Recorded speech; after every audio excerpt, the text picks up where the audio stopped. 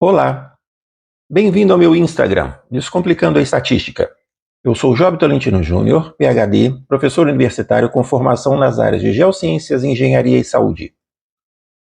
O tema de hoje será: quais são os processos envolvidos em uma pesquisa que determinam se os resultados quantitativos numéricos são confiáveis?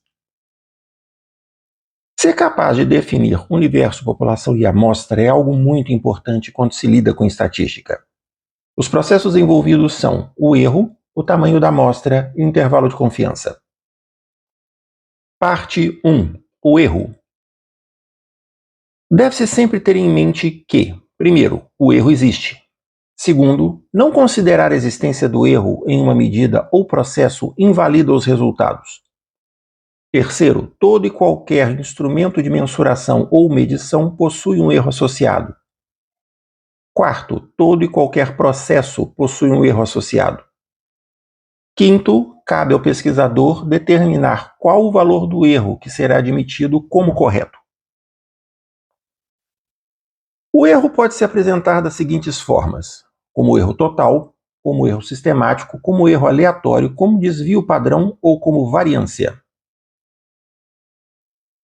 O erro total é definido como o erro aleatório mais o erro sistemático, ou seja, o erro no processo de amostragem mais o erro dos instrumentos de medida. O erro sistemático é o erro dos instrumentos de medida e é sempre a metade da menor unidade de medida do aparelho. O erro aleatório é o erro no processo de amostragem. Este erro acontece na etapa de amostragem do processo e quanto maior o número de amostras, menor o erro aleatório.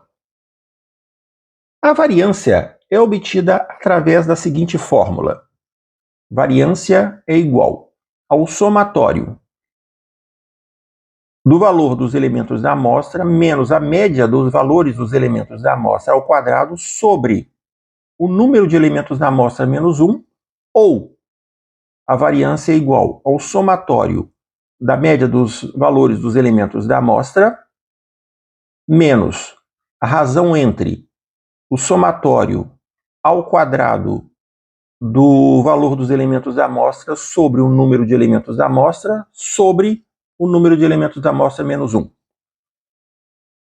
O desvio padrão é definido como a raiz quadrada da variância, e ele é calculado porque ele mantém as unidades de medida inalteradas. Já quando se calcula a variância, as unidades de medida são elevadas ao quadrado.